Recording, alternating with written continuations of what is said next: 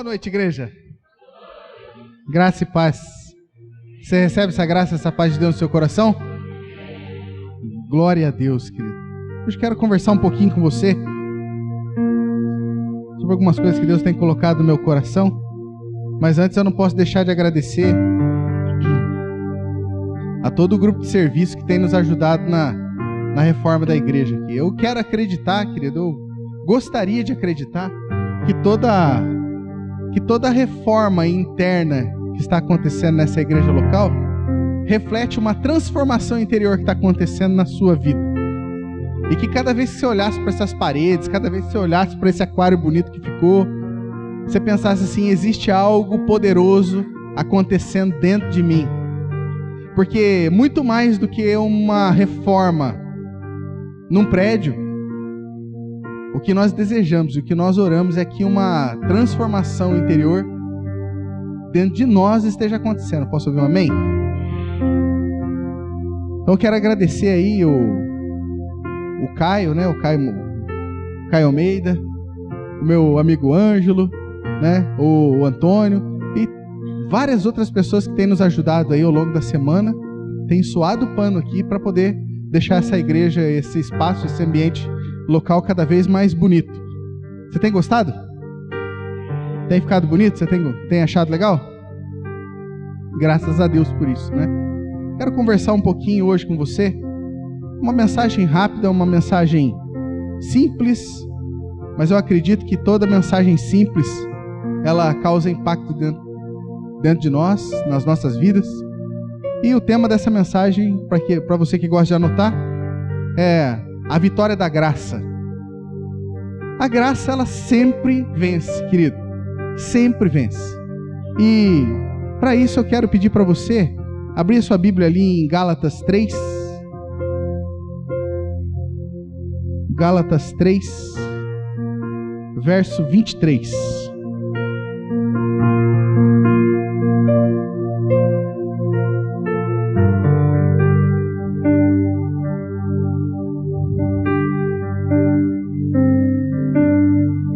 Diz assim: mas antes que viesse a fé, estávamos sob a tutela da lei, e nela encerrados, para essa fé que no futuro haveria de se revelar. De maneira que a lei nos serviu de aio para nos conduzir a Cristo, a fim de que fôssemos justificados por fé. Mas tendo vindo a fé, já não pertencemos subordinados ao aio, pois todos vós sois filhos de Deus mediante a fé em Cristo Jesus. Porque todos quantos fostes batizados em Cristo, de Cristo vos revestistes. Feche seus olhos, vamos orar. Querido Pai, nós queremos te agradecer pela tua palavra, que é viva e eficaz. E é mais penetrante do que qualquer espada afiada de 2 gumes, que entra ao ponto de dividir a alma do espírito, juntas e medulas, e é apta para discernir os pensamentos e os propósitos do coração. O que nós te pedimos, Senhor, é que a tua palavra venha a ser decodificada a nós de forma personalizada a cada um dos teus filhos. Lembrando, Senhor, de que o Senhor ama a cada uma dessas pessoas que está aqui, Senhor. Nós te agradecemos, nós te louvamos, Senhor, porque nós temos a responsabilidade e também temos o privilégio de pregar e receber a sua palavra nesse país livre. Nós te agradecemos, Pai, pela tua palavra, e que ela venha gerar frutos a 100 por 1 em cada um de nós. Em nome de Jesus, amém. Você pode dizer amém? Então, querido, olha só o que o apóstolo Paulo fala no livro dos Gálatas, a carta aos Gálatas. Mas antes que viesse a fé, estávamos sob a tutela, ou estava sobre o governo do quê? Da lei. E nela encerrados, para essa fé que no futuro haveria de se revelar. De maneira que a lei nos serviu de aio. Preste atenção o que Paulo está dizendo. A lei, ela nos serve de aio. A lei, ela nos serve de guia. Ela nos serve de condutor que nos leva até quem? Até Cristo. A lei nos leva até Jesus. Jesus Cristo. Essa é uma das funções da lei, nos levar até Jesus.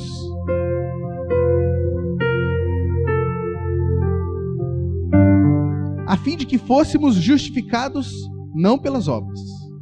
A Bíblia deixa claro aqui, querido, a fim de que fôssemos justificados pela fé. Então eu e você, querido, já somos justificados, porque nós cremos nisso, amém? Jesus nos justificou.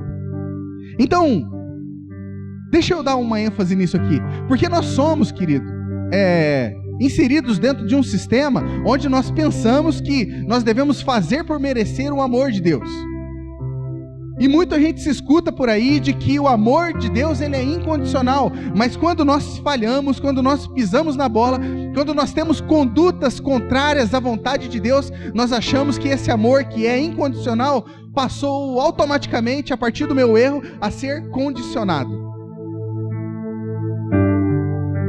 E isso é uma mentira, querido.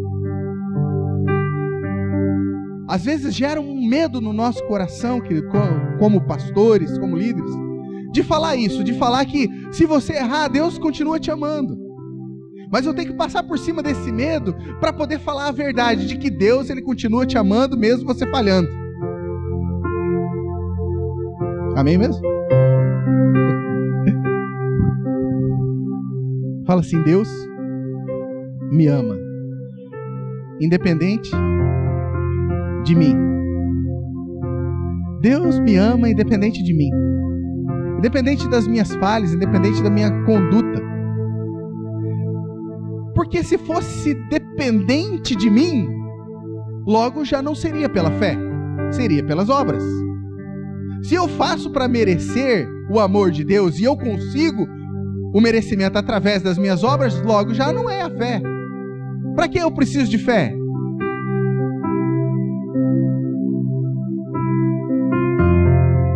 Eu tenho vontade de pegar umas vertentes assim e ir longe nisso. Mas olha só o que diz, continuação do texto.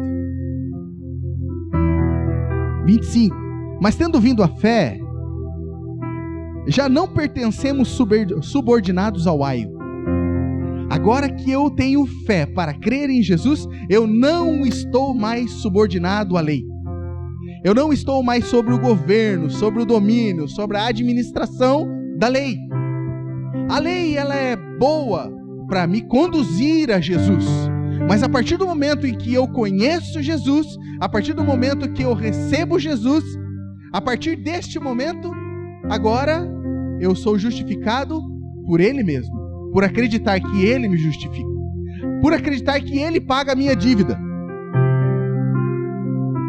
Verso 26 diz assim, agora eu quero que você fique atento, e eu quero que você faça algum barulho. Pois todos vós sois filhos de Deus, mediante a fé em Cristo Jesus. Então eu e você não somos filhos por aquilo que nós fazemos, mas somente por uma questão, pelo sangue. Lembra da música que nós fomos ministrados aqui? Nada além do sangue. Não existe nada além do sangue. Às vezes, no meu início de caminhada, eu achava que eu era um filho mais amado do que outros, porque eu estava andando certinho. E eu via outras pessoas não andando tão certinho, então eu achava que eu era mais merecedor do amor de Deus do que aquelas pessoas. E isso não acontece, querido. Isso é um engano da nossa parte humana. Deus, Ele ama a todos, querido. Deus não faz acepção de pessoas. Mas escute o que eu vou te dizer. Deus faz acepção de atitudes. Você quer ver um exemplo? Um pai tem 2 filhos. Um filho mora longe e o outro mora perto. Naturalmente, qual filho vai ser mais beneficiado? O que está longe ou o que está perto? Mas se você for perguntar para o pai, qual filho você ama mais? O que ele vai dizer? Ele não consegue dizer outra coisa a não ser, eu amo os 2 igual. Mas eu acabo beneficiando esse que tem, às vezes, o prazer de estar perto. E, queridos, existem atitudes nossas nos levam para mais perto de Deus. Eu não estou dizendo, querido, em questão geográfica, porque Deus, Ele é onipresente. Deus está em todos os lugares. Mas existe uma disposição no meu coração que me aproxima de Deus. E nessa aproximação, eu sou favorecido. Eu mostro para mim mesmo, não para Deus. Porque eu não consigo surpreender a Deus. Eu não consigo pegar Deus de surpresa e Deus fala assim: meu Deus do céu, olha o que Ele fez. Você não consegue tirar isso de Deus, né? Você já imaginou Deus com a mão na cabeça, olhando para você e falando assim: meu Deus do céu? O próprio Deus falando isso. A gente não consegue surpreender a Deus, mas a gente consegue surpreender a nós mesmos com as nossas atitudes de fé. Quando eu me movo nessa direção, eu acabo sendo um filho abençoado. Agora eu quero dizer uma coisa para você. Desde o início do ano, nós temos falado: eu falo e eu creio. Eu falo e eu creio. Eu falo e eu creio. Eu e você somos os principais profetas da nossa própria vida. E aquilo que eu falo, querido, dentro de casa, aquilo que eu falo no meu trabalho, aquilo que eu falo dentro do meu carro, aquilo que eu falo com a minha esposa, com a minha família, desencadeia, querido, coisas boas ou coisas ruins. Nós somos profetas nesse mundo. A Bíblia deixa claro, querido, que Deus não faz nada na terra sem antes falar pela boca dos seus santos, os profetas. E eu e você somos profetas de Deus nessa geração. E se nós queremos ver algum tipo de mudança nas nossas vidas, a primeira coisa que precisa acontecer é eu mudar a minha forma de falar. E eu preciso crer, querido, eu como filho de Deus, eu sou abençoado. Você consegue imaginar um filho de alguém muito rico, multimilionário, falando: eu não tenho dinheiro? Mas você consegue encontrar filhos de Deus falando que não são abençoados. É praticamente, querido, ou é impossível isso acontecer. Você é filho de Deus ou não é? Então repita assim comigo: eu sou abençoado. Eu sou um sucesso. Aquilo que eu ponho as minhas mãos prospera. A minha família é uma bênção. O meu trabalho é uma bênção. Amém? Queridos, mude a sua forma de falar. Você quer colher frutos das suas semeaduras? Mude as suas semeaduras. Se você fala que você vive doente, você vive como?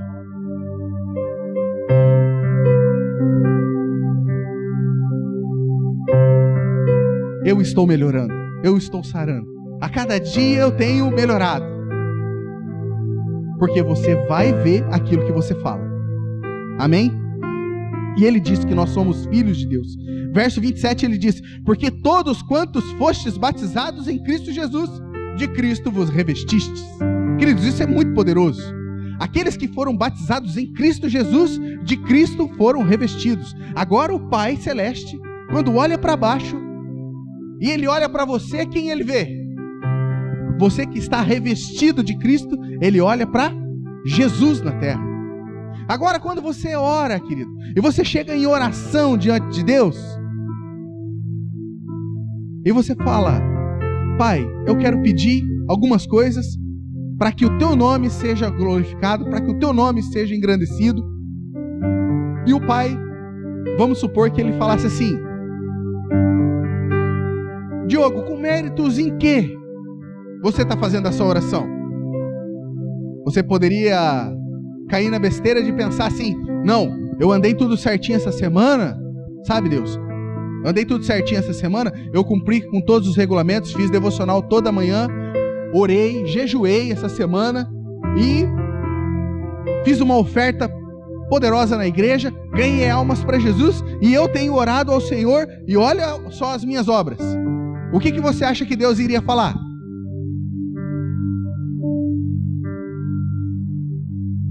Não conheço as suas obras. Agora, se você ora, você é revestido de Cristo, né? Chega diante de Deus, você faz os seus pedidos, deixa eu deixar bem claro, para a glorificação de Deus. Isso é pedir bem. Fazendo pedidos para que Deus seja glorificado. E Deus pergunta: Diogo, com qual mérito você tem me pedido? E você fala assim: Pai, olha para os furos nas mãos do teu filho. Olha para os furos nos pés do seu filho. Olha para o furo na lateral da costela dele. Olha para os furos dos espinhos na cabeça do teu filho, Pai. É com méritos na obra dele que eu estou te pedindo. Você entendeu a graça? Porque não é por aquilo que eu e você fazemos, é por aquilo que Ele fez. Querido, todas as coisas são possíveis para aqueles que creem que Jesus os justificou. Agora, a graça, ela quer vencer. E a lei, ela tem um intuito. Abra comigo lá em Romanos 3:20.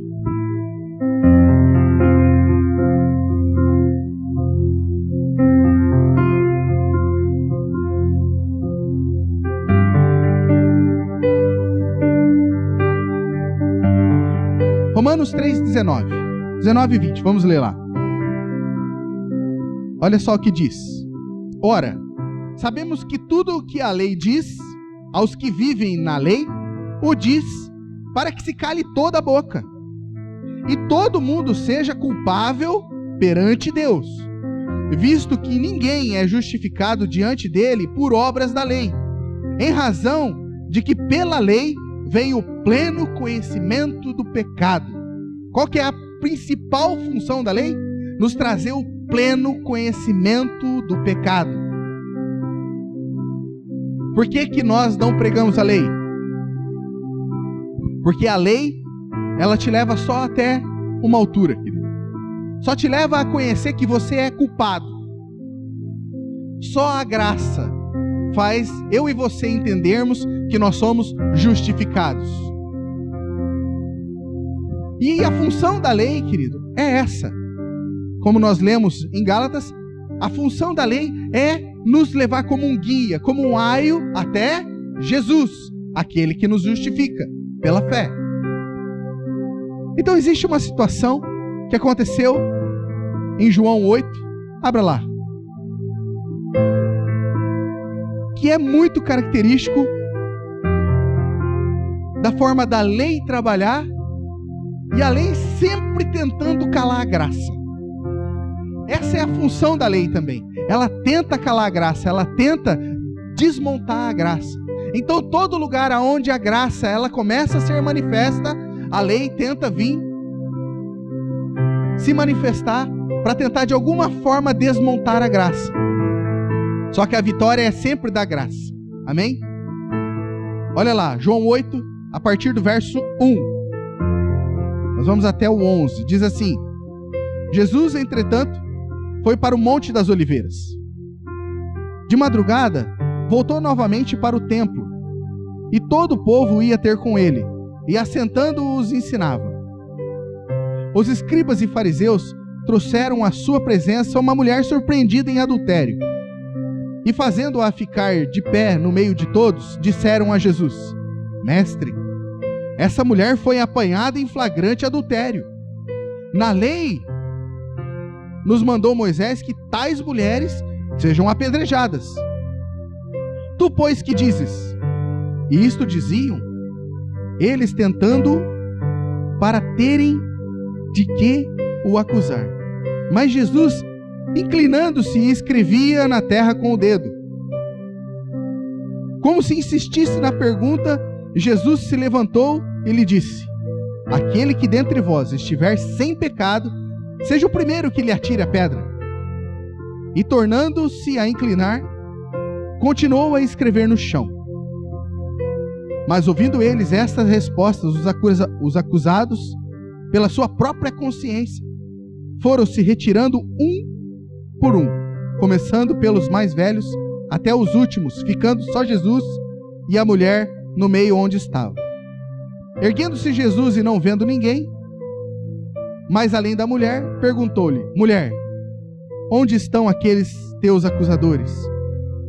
Ninguém te condenou? Respondeu ela: ninguém, Senhor. Então disse Jesus: nem eu tampouco te condeno. Vai e não peques mais. Olha que situação. Jesus é acometido, querido. Imagina a cena. Diz que Jesus estava orando durante a madrugada e de manhã ele foi para o templo. Foi para o templo e sentou no templo e começou a ensinar. Fiquei meditando hoje em casa que chegar no templo e sentar é uma atitude e quem sabe um mérito daqueles que têm ido para a presença de Deus. Jesus estava no Monte das Oliveiras, Jesus estava no Getsemane. O Getsemane. Quantos aqui têm desfrutado do seu Getsemane pessoal? Será que nós temos vindo para o templo e temos sido dignos de se sentar nele?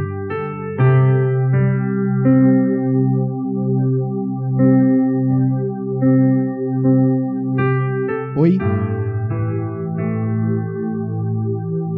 Jesus passa a madrugada orando. Ele se levanta, ele vai para o templo e senta.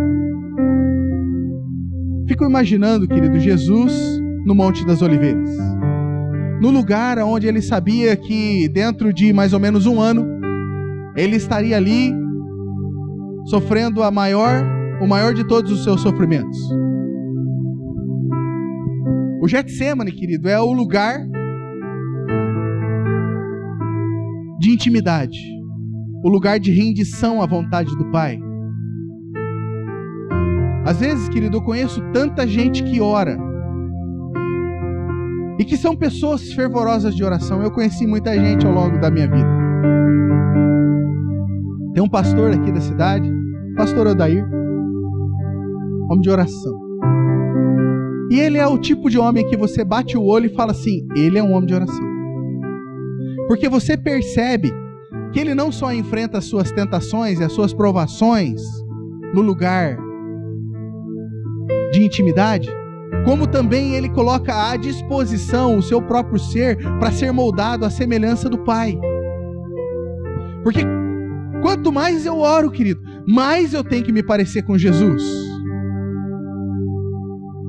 Agora, se eu oro ao Deus errado, se eu oro ao Jesus formado, ao Jesus fabricado, que eu mesmo fiz, eu corro o risco de me parecer com esse Jesus que não existe. Como assim, pastor? Ontem, o pastor Rideu está recebendo na casa dele o seu sogro, a sua sogra, a bisa da Annalice, a mãe e o pai da Kelly, e nós estávamos ali fazendo um churrasco e nós começamos a conversar sobre isso. E eu comecei a conversar com o cunhado do Rideu e começou a me vir esse tipo de coisa. O Clóvis uma vez me emprestou um livro, na verdade ele me deu o livro, que é o Jesus genérico. Esse Jesus que muitas vezes nós fabricamos. Sabe, esse Deus que, se caso alguém morre tão novo, e você está ali no velório, não parece que Deus é mau? Como pode Deus deixar essa pessoa morrer tão jovem? Só que ao mesmo tempo tem uma criança nascendo no berçário, nascendo lá na maternidade, quer dizer. E as pessoas que estão lá na maternidade estão pensando como? Deus é muito bom. Uma pessoa que acabou de perder um emprego pensa, Deus é mau. E a outra que acabou de receber uma promoção no mesmo momento pensa, Deus é bom. Uma pessoa que descobriu uma enfermidade no seu corpo pensa, Deus é mau. A outra que acabou de ser curada de um câncer e venceu um processo, ela diz, Deus é bom. E nós vamos formando um Deus, formando um Jesus com base nas nossas experiências. E isso não existe. Às vezes nós achamos que Jesus é um gênio da lâmpada. E eu não sei de onde nós criamos isso. Que nós achamos que um tempo como esse é como se fosse aquela lâmpada lá que nós esfregamos. Temos que fazer certinho do jeito que, né? Pastor, me ensina aí como é que eu esfrego aqui para que esse Jesus saia daqui e faça com as minhas vontades. Oi, esse Jesus não existe. Jesus morreu para comprar a minha vida e a sua com alto preço de sangue, para que eu e você pudéssemos morrer para as nossas vidas e viver para a vida dele. Só que eu continuo tentando viver a minha vida, e cada vez que eu tento viver a minha vida, eu vou me frustrando, porque eu vou me afastando do propósito que ele tem para mim. E pensa em uma vida difícil, dura, frustrante, é viver uma vida longe do propósito e da vontade de Deus para nós. Diz que tinha um homem chamado Levi, e diz que ele estava sentado na coletoria. Um dia eu meditando sobre esse texto, eu imaginei Jesus passando, diz que ele vinha de perto do mar, passando por ali, e viu Levi sentado na coletoria. Levi. Esse nome tinha uma significância. Esse nome tinha um significado. Alguém... Fica imaginando o pai e a mãe colocando o nome dele. Ele vai ser Levi. Alguém que vai servir a Deus. Só que onde aquele homem estava? Sentado atrás de um balcão, ganhando dinheiro, trabalhando para quem ele não tinha sido chamado, desempenhando uma função que não fazia parte do seu propósito. E Jesus fala assim: Levi, vem, me segue. Saia de trás dos balcões, saia de trás dos lugares onde você está pensando só em ganhar dinheiro, porque você foi chamado para algo diferente. Você foi chamado para servir a Deus. E quantas pessoas, querido, nós conhecemos que têm um chamado único e exclusivo para servir a Deus, estão sentados atrás de coletorias por aí, tentando ganhar dinheiro, batendo cabeça. Deus não chamou essas pessoas para fazer isso, mas eles estão tentando criar um Jesus que abençoe eles financeiramente, porque a vontade é ganhar dinheiro, Conversando no nosso grupo familiar sobre as mais diversas histórias de generosidade da Bíblia. Quantas pessoas foram generosas? E uma das marcas da graça horizontal, querido, é a generosidade. Você vê aqui o Clóvis contando o testemunho dele, de como ele foi abençoado por pessoas generosas, e quanto o Clóvis é generoso, e quanto a graça de Deus abunda nessas pessoas que são generosas. Primeiro eu mudo a minha mente para uma mentalidade generosa. Eu tiro a mentalidade de escassez e coloco uma mentalidade de pessoa generosa em mim. A partir desse momento as coisas começam a acontecer. Só que eu fico esperando o quê? Eu fico esperando ter o dinheiro, né? Fico esperando ter o dinheiro. A hora que eu tiver o dinheiro, eu oferto. A hora que eu tiver o dinheiro, eu oferto. A hora que eu tiver o dinheiro, eu abençoo alguém. A hora que eu tiver o dinheiro, eu dou pro meu amigo. Não, querido. É o contrário no reino de Deus. Jesus, ele não tinha nada, mas ele tinha tudo. Tanto é que levaram 2 pães, 5 pães e 2 peixinhos para ele. Pai, graças te dou, multiplicou aquilo. Por quê? Uma mentalidade generosa. Você quer ser próspero na sua vida? Sim ou não? Seja generoso. A palavra generoso, ela foi sacada da palavra gênero. Nós fomos criados lá em Gênesis com esse tipo de gênero, generoso. Só que nós não vivemos o propósito de Deus nas nossas vidas quando nós somos avarentos, mesquinhos. Seja generoso com as pessoas da sua casa, seja generoso com os seus funcionários, com o seu patrão. Seja generoso onde você for, seja generoso. Essa é uma marca da graça. Você quer viver a graça horizontal de forma abundante? Seja generoso. A pessoa te pede uma coisa, você dá 2. Te pede para andar 1 milha, você anda 2. Se ela te bate no rosto, você dá o outro. Não é assim que a Bíblia nos ensina? Sempre abundando a mais, a mais, a mais. E Jesus, voltando aqui, no Getsemane. Mas Jesus, ele estava lá para morrer para ele. Porque o Getsemane é o lugar onde eu morro para mim. Onde eu vou entender a vontade de Deus para a minha vida, para fazer a vontade dele, não a minha. E é assim que Jesus falava, não é? Pai, se for possível, afasta de mim esse cálice. Depois ele veio falar, 1 ano depois, mas que não seja feita a minha vontade, mas a sua. Quantas pessoas, querido, lutando com Deus para fazer a sua vontade. Lutando às vezes com esse Jesus que não existe. Falando com o vento, né? Com esse Jesus inventado, fruto da sua própria imaginação. Falando, Jesus, abençoe o que eu quero fazer. Não! Existe um caminho abençoado para você todo dia, que você deve entrar nele. Ah, você perdeu uma ótima oportunidade de dizer um amém. Existe um fluxo, querido, de bênção toda manhã. Eu levanto e digo, Pai, que o teu Espírito me ajude a entrar no caminho abençoado que o Senhor tem para mim hoje. Eu não quero fazer os meus planos, porque eu tenho feito e não tem dado certo. Eu quero viver os teus planos sobre a face da terra, que eu sei que sempre são melhores do que os meus. Amém?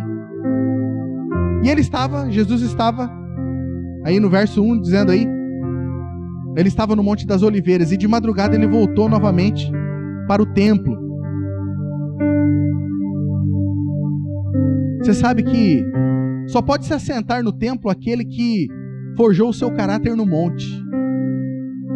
Tem muita gente, querido, sentando no templo sem forjar o seu caráter na presença de Deus. Tem gente vindo para os templos, querendo mudar o sistema do templo em prol das suas vontades. Pessoas que não contemplam as relações. Eu quero que no templo se faça do jeito que eu quero, exatamente do jeito que eu quero. Pensa em pessoas que sofrem quando tentam fazer isso. Porque isso é colocar a mão na noiva. Deus delega funções e autoridades e fala ao coração daquelas autoridades para que eles toquem. Mas daí vem alguém que senta muitas vezes diante da igreja e fica olhando. Ah, essas paredes são muito brancas. Tinha que pintar elas de pink.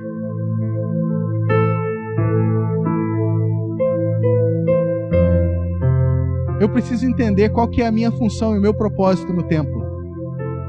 Sabe qual que é a minha função e o meu propósito no templo? Ouvir a Jesus. Eu quero dizer para você, querido, que você pode ouvir Jesus nas suas relações. Você pode ouvir Jesus do púlpito, mas você pode ouvir Jesus nas suas relações, nas conversas, nos cumprimentos. Você vai lá, cumprimenta uma pessoa, cumprimenta outra. Olha bem no fundo do olho daquelas pessoas, Jesus está ali, querido, querendo se manifestar a você.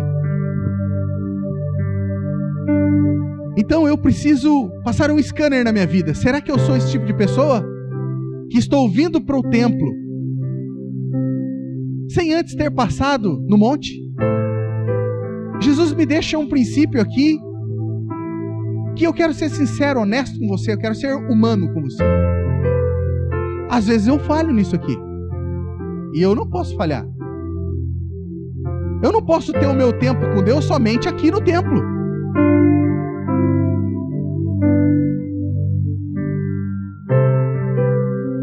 Querido, o véu rasgou. Você tem a oportunidade e o privilégio de entrar na presença dele a hora que você quiser. Mas às vezes nós passamos a nossa semana inteira esperando vir para a igreja e ficar 2 horas aqui. 3 horas, talvez. Não. Você pode ter mais intimidade com Deus. Então, Jesus, aquele que venceu as suas tentações e provas em oração no monte, mas que acima de tudo ele modelou o seu ser na presença do Pai. Verso 3 diz assim: Os escribas e fariseus, esses representantes da lei, né? Eles trouxeram à sua presença uma mulher surpreendida em adultério, fazendo-a ficar em pé no meio de todos. Olha só. Eu fiquei pensando, querido, na hora que eu li isso aqui. Onde que Jesus estava? Responde para mim. No templo. Um ambiente como esse, Jesus estava ensinando. E eu fiquei pensando, que tipo de pessoa traz uma outra pessoa flagrada em um pecado, nua, para dentro de um templo? Os homens da lei fazem isso. Mulheres da lei também. Sabe aquelas pessoas que quando você erra, quando você falha, vem e expõe você na frente de todo mundo? Desnudam você, mostram para todo mundo a sua intimidade, que você falhou.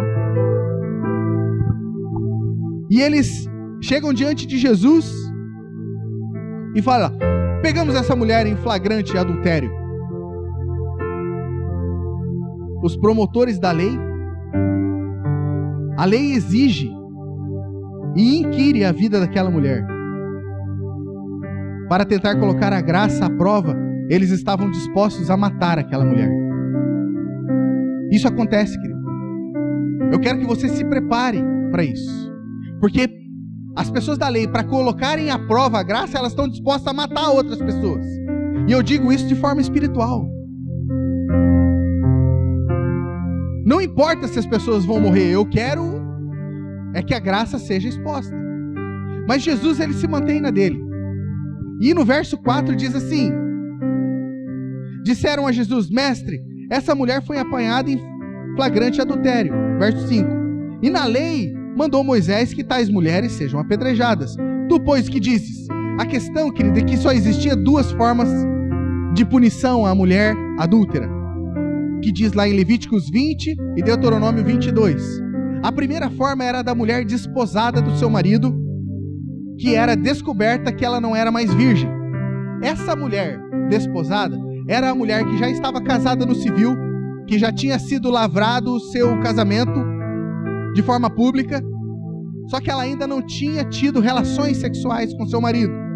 E que nesse inteirinho, o marido descobre a semelhança de José e Maria. Lembra lá? Ele descobre que a mulher não é mais virgem. Nesse caso, a mulher é considerada adúltera.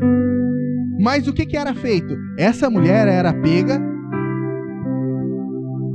o marido a denunciava e era feito uma averiguação perante os sacerdotes.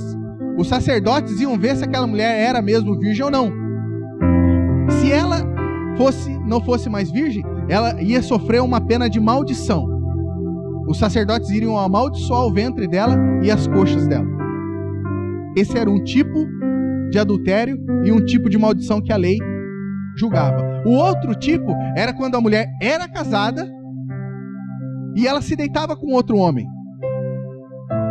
Que o que parece foi isso que aconteceu. A Bíblia não deixa claro. E eles dizem que pegam essa mulher e levam ela. Mas existe uma coisa muito estranha aí. Porque a lei dizia que os dois teriam que ser apedrejados. E a grande pergunta era: onde é que estava o homem dessa história? E Jesus não era nem um pouco bobo. Ele sabia que tinha alguma coisa errada por trás daquela situação. Porque se ela fosse desposada, onde é que estava o marido? E se ela tivesse sido adúltera de fato, onde é que estava o homem da situação? A história conta, querido, não a Bíblia, a história conta de que aquilo foi forjado pelos sacerdotes e pelos religiosos da lei, justamente para tentar pegar Jesus.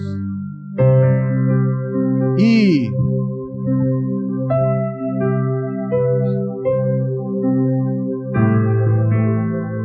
quando eles trazem ali, Jesus, ele se abaixa no chão.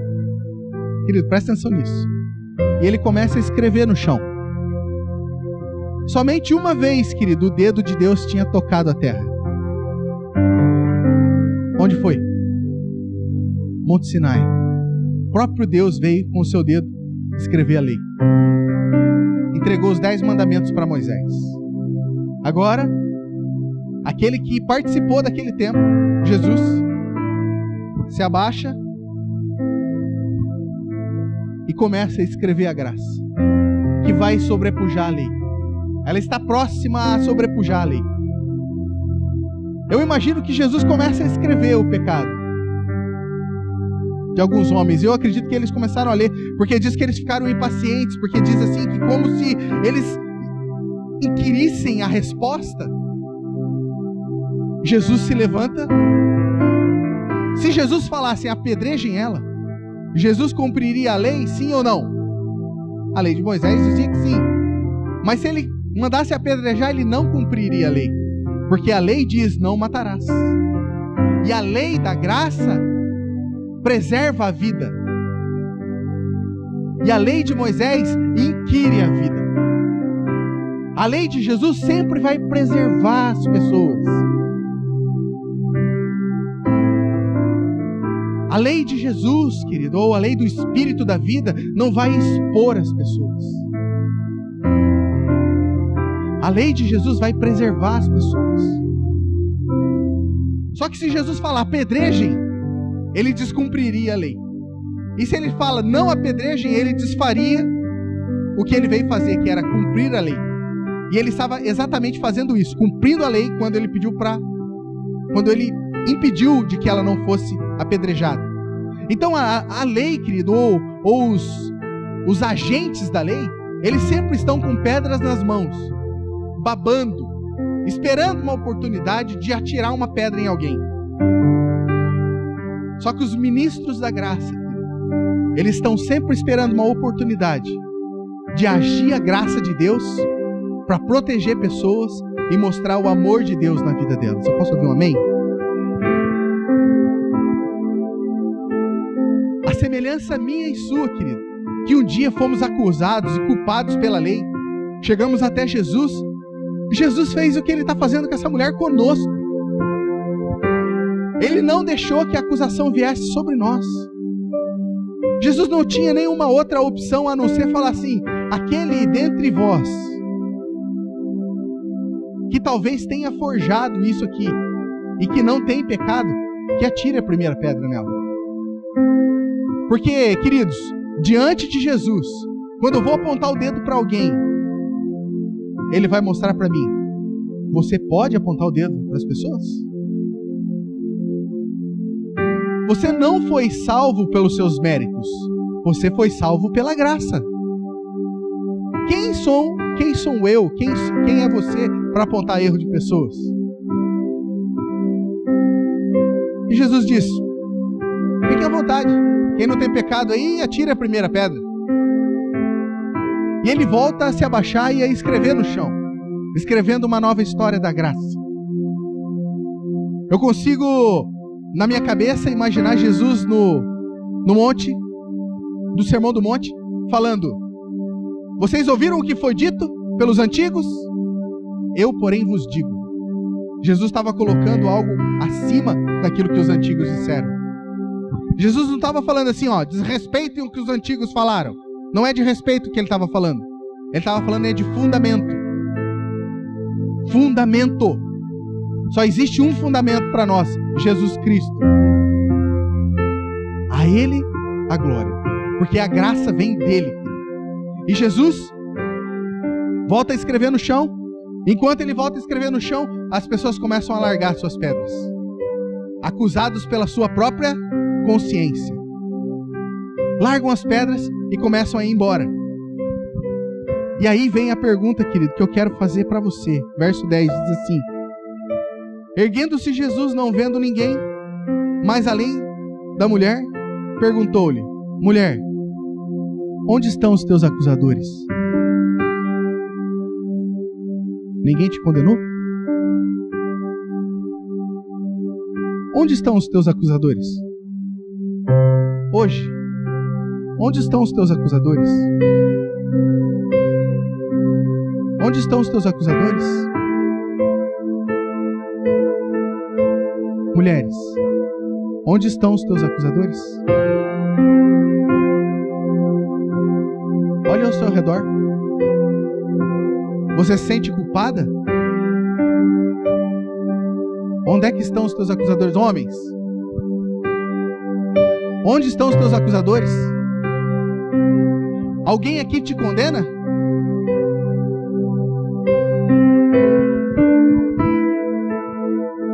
Verso 11 ele diz assim: respondeu ela: ninguém, Senhor.